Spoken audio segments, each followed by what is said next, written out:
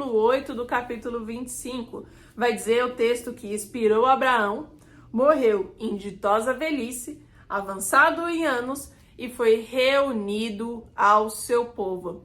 Aqui eu acredito que é expressa a morte de Abraão de uma maneira que todos os seres humanos gostariam de alcançar.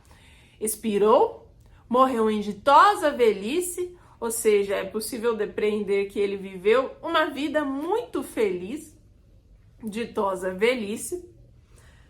Avançado em anos, ou seja, ele viveu muito, como eu acredito que todo mundo também gostaria de viver, apesar de que hoje não é possível alcançar 175 anos de idade, mas ninguém quer morrer precocemente, morrer de uma doença ou de alguma eventualidade. Todos nós gostaríamos de chegar até o final da nossa vida, pelo menos no mínimo de acordo com a expectativa de vida de onde nós moramos, né, geograficamente. E por último, reunido ao seu povo. Esse reunido ao seu povo é a primeira vez, então, que o Antigo Testamento vai fazer menção ao mundo dos mortos, aqui em hebraico, ao Sheol.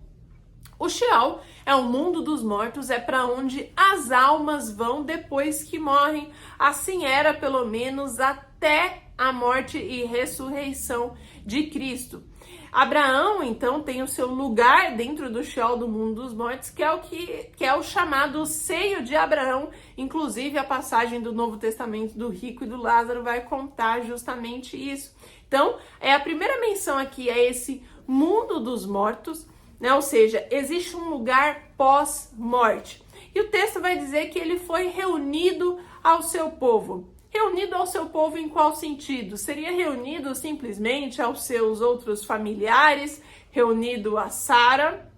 E aqui a gente já tira a nossa seguinte aplicação. Reunido ao seu povo quer dizer que ele voltou para todos os seus irmãos, o povo de Deus até então. Todos aqueles que vieram antes dele, ele voltou, foi reunido com Abel, com Sete, com Enoque, com Noé, com Éber, com todos aqueles remanescentes fiéis, todos aqueles que Deus estava separando como seu povo eleito para o surgimento de Israel, e que daquele povo veria o qual seria bendito todas as nações, Jesus Cristo. É com este povo que Abraão foi reunido aqui. Isso nos leva a entender o seguinte: primeiro, nos recorda que a nossa morte física aqui nessa vida não nos mata definitivamente, pois há uma realidade eterna para bênção ou para maldição.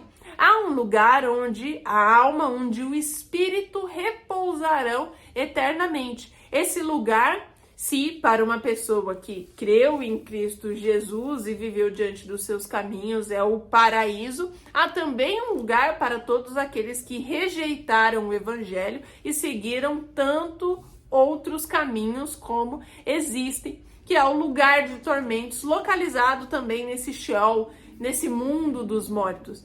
Então, que seja sempre um recordatório, uma iminência e um fator de correção para a nossa regeneração, nos lembrarmos de que existe um lugar para repouso eterno, existe o paraíso onde seremos reunidos com o nosso povo e com o nosso Salvador, e existe o lugar para tormento eterno. É isso que nos deve fazer a buscar cada vez mais a Cristo, a vigiar para que nós que estamos dentro desse caminho não venhamos a cair e a desviar, mas principalmente para que nós possamos apresentar esse único caminho, verdade e vida, que é Jesus Cristo, pois todos os outros o levarão a um destino ruim dentro desse mundo dos mortos, ao destino do lago de fogo e enxofre.